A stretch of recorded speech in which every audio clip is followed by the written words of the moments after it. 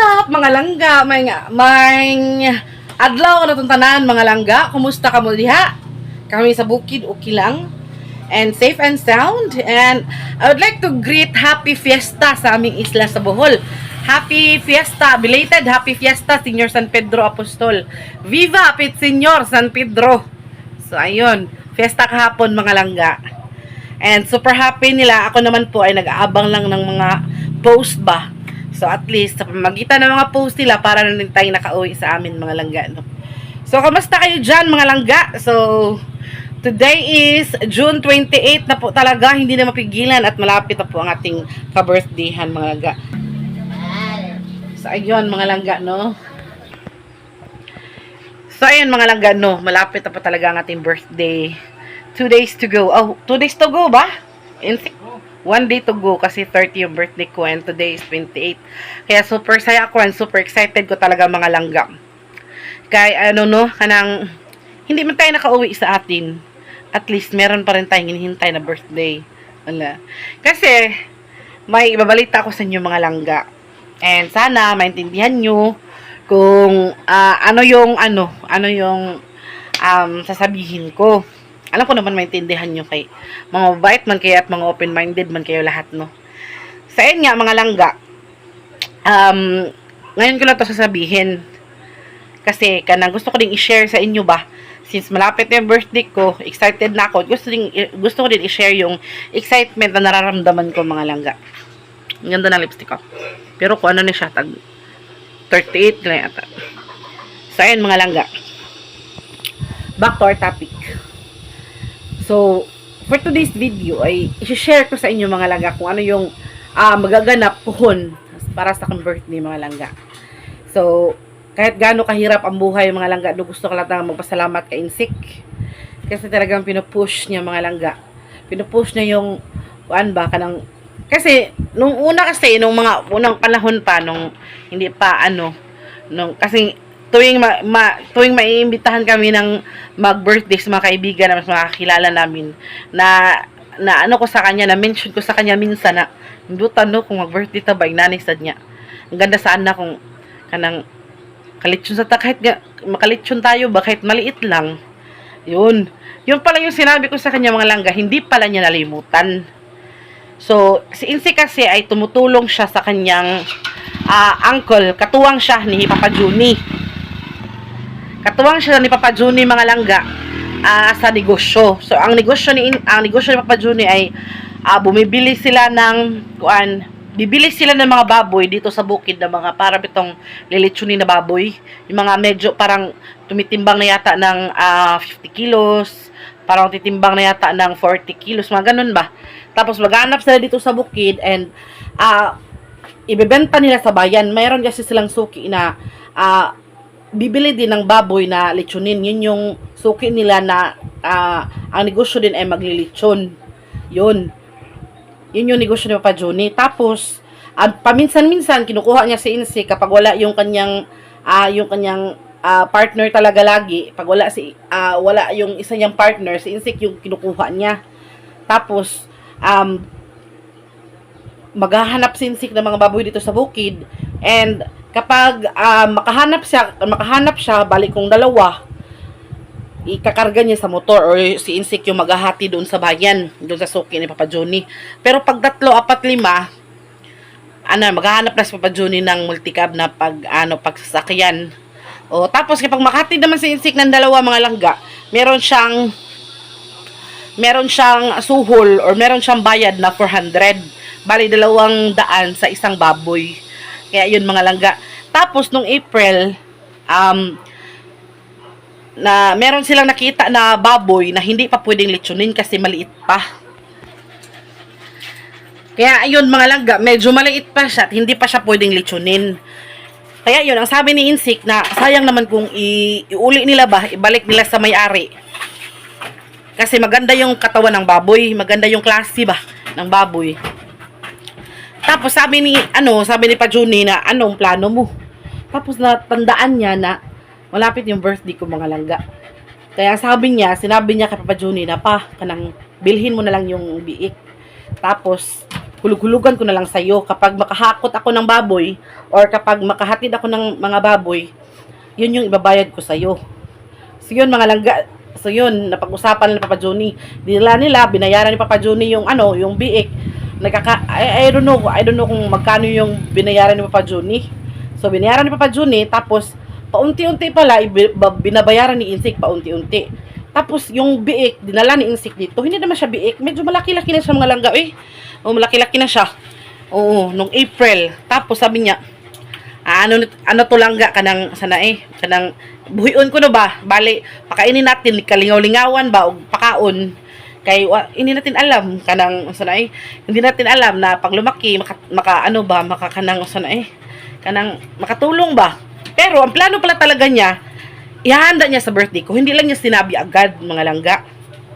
So ayun na mga langga, nung medyo malapit-tapit na, nung parang May na yata yun, oo, or papatapos na yung May, doon pala niya sinabi sa akin mga langga na yung baboy pala na yun, yung pinapakain namin na baboy, kasi dalawa yung baboy namin mga langga, isa sa kaibigan niya na pinapaalagaan sa amin, bale gagawin namin yung inahin. Oo, hindi yun sa amin, papakita ko sa inyo mamaya, hindi yun sa amin, kay Kuya Jopax yun yung kaibigan ni Insik. So marami siyang mga baboy, at yung baboy na yun ay gagawing inahin, kaya yun pinangalanan ko naman siyang Jopay, kay yung yung may-ari kasi Jopax yung pangalan, tapos yung baboy sis babae, pinangalanan ko siya ng Jopay mga langga. Tapos yung isa naman pinangalanan ko siyang Langga para lumaki siya. Ang nagpangalan talaga noon si Insik. Sabi kasi niya, Langga yung ipapangalan natin, Langga, para lumaki siya ba, kagaya mo. Kaya inapprove ko na, sige, Langga.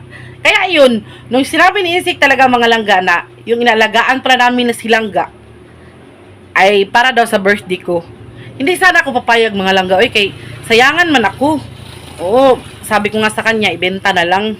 Tapos sabi niya, hindi daw siya papayag kasi nga inilaan talaga niya yun sa birthday ko para naman daw masubukan ko. So inisip ko talagang mabuti mga langga, kasi alam nyo naman no, kapag meron tayong magkatay tayo ng baboy or meron tayong handa, talagang gastos mga langga. Kaya yun, talaga namang pinag-isipan ko talagang mabuti kung anuhin ba, pero maawa din ako kay Insik no, kasi nag-effort kasi siya mga langga. Talagang nag-effort siya, hindi ko alam na yung baboy pala na yun, nabayaran na niya, tapos na niyang bayaran. Sabi ko, saan ka kumuha ng pera? Sabi niya,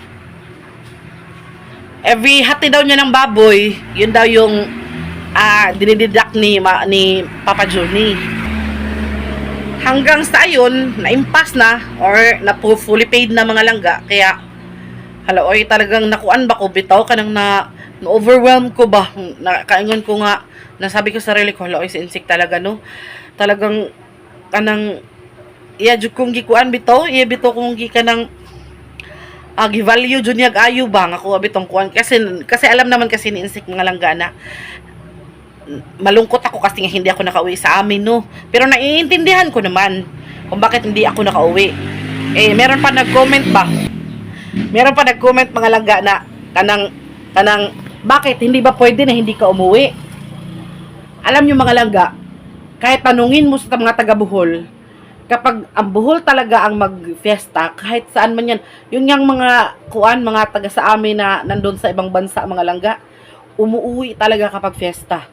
Pero depende din yun sa iyo kung may budget ka. Pero kung wala kang budget, wala talagang imposible na makakauwi ka. Kaya tinanggap ko na lang yun mga langga. Pero siguro nakita ni Insik na medyo malungkot ako, kasi nga lalo na kahapon inaabangan ko yung mga post ng mga kakaibigan ko na nakauwi. Kaya siguro ito yung pambawi niya baloy, pero okay na naman yun kung wala mga langga. Naintindihan ko naman na hindi kami makauwi yung taon na to, kasi nga wala kaming budget. Kaya alam nyo naman, meron tayong na kusina, pinapa-extend.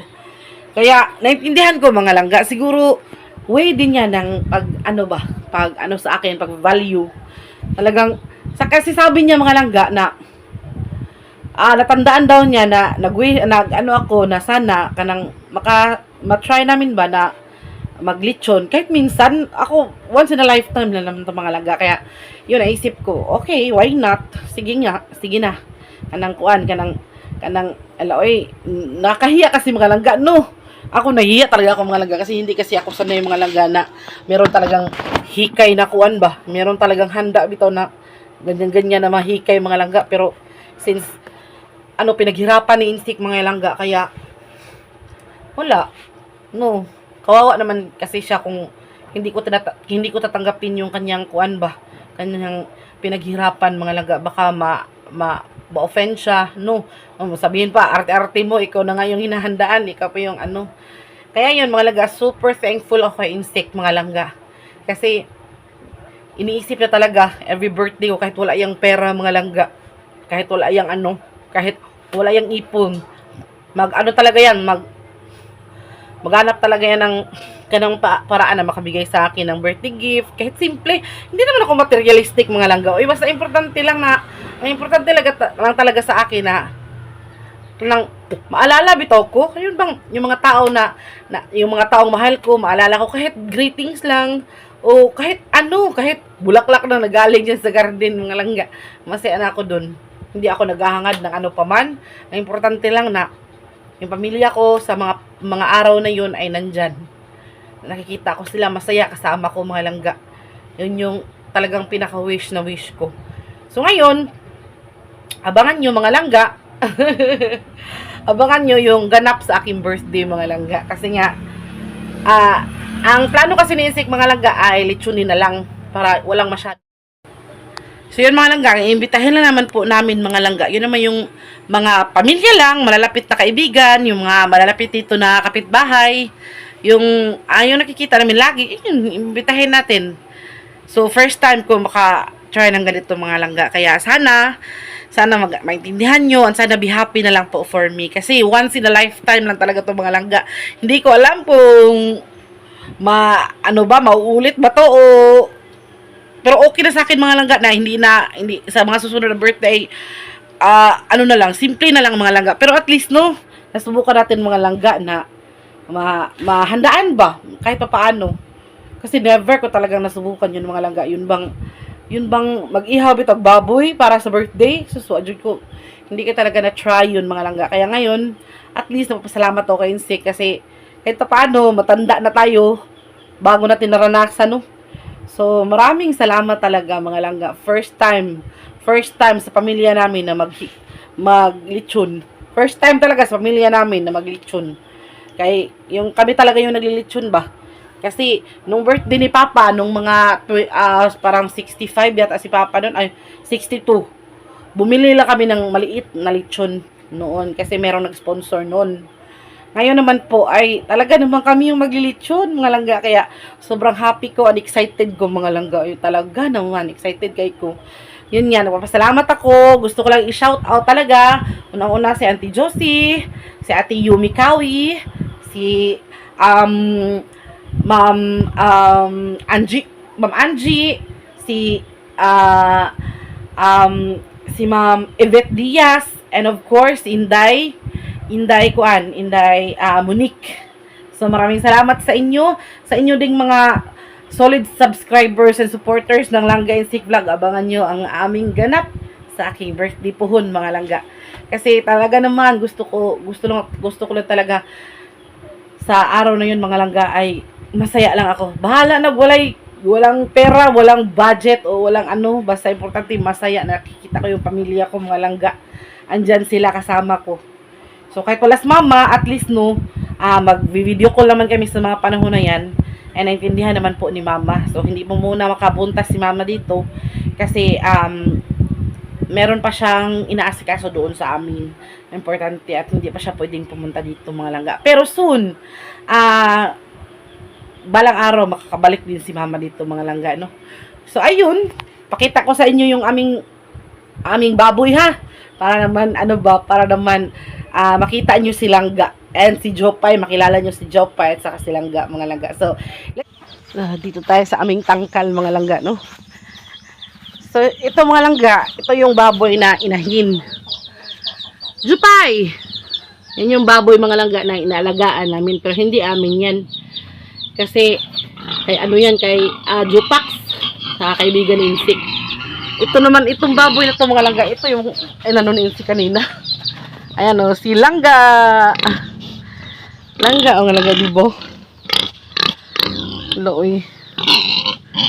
Ang bilis lumaki mga langga. April pa daw to, inano ni Insik. Kaya yun mga langga, no? Yan si Jopay, ang aming baboy na inahin. So, yan yung gagawin naming inahin mga langga. Ito naman yung handa ko mga langga. Parabuyag, parabiyag. So, ayun mga langga. So, ayun mga langga. Nakilala niyo na si Jopay at saka si Langga, no? So, ayun si Sphinx. Oh, hello, baby! Baby ko! So, ayun mga langga. Ay, ngit-ngit. So, ayun mga langga. Abangan nyo ang aming birthday. Ang aking birthday pala. So, sana makapunta kayo, no? Kung malapit lang talaga kayo dito sa amin para magkasalo-salo tayo. Yung mga araw na yan, magkasalo-salo tayo. So, ulitin ko, gusto ko magpasalamat talaga kay Insik kasi talagang pinupush niya na matupad yung isa sa mga pangarap ko mga langga. Yung hindi ko pa nasubukan, at least susubukan ko na ngayon. So, hindi na tayo mga ignorance ba? So, nasubukan na natin. Oh my God. So, excited na ako mga kalangga. So, yun nga, kung nakikita nyo, naka-make up ako ngayon kasi kagagaling lang namin sa pinsan ni Insik na nakatira doon sa bayan kasi siya yung marunong maglitsyon. So, para hindi na tayo magbayad ng litsyon mga langga, magbayad ng maglilitsyon mga langga, yung pinsan lang ni Insik, tapos yung ibibigyan lang natin siya ng litsyon para, less tayo ng bayad ba. So, yun naman yung ano niya, yun naman yung patakaran nila dito na may lihog ba. So at least no, ay nasubukan na natin mga lang. Excited ako mga lang, hindi nyo na lang alam kung gaano kasaya ang aking puso ngayon. So sana naman po naintindihan nyo, and sana naman po wag nyo kong i-bash na maglitsyon-litsyon pa kahit mahirap ang buhay. Kung ako lang talaga mga langga, ayaw ko na lang kasi gusto ko na lang na ibili ng bigas o ibayad lang sa mga utang. Pero maiksi kasi ang buhay mga langga. At least no, nasubukan natin na maranasan natin na magkaroon ng hikay, magkaroon ng litsyon-litsyon ko no. So, yun yung sinasabi sa akin Insik. Pinapaintindi, ayaw ko kasi talaga mga langga. Ayaw ko talaga kasi nahihiya ako. Kasi yung iniisip ko, baka sabihin ng mga tao ba, baka sabihin ng mga kapitbahay na uy, maglitsyon-litsyon, pamagin na sila, uy, nga lisod, makaya na sila, or, ba't lang maglitsyon, wala naman silang mga trabaho, mga ganun ba? So, kaya pinaintindi sa akin, Insik, mga langga, na wag mo silang intindihin. Ang importante, masaya ka. Importante, binigyan kita ng, binigyan kita ng handa para maging masaya ka at hindi mo na masabi na hindi mo masubukan.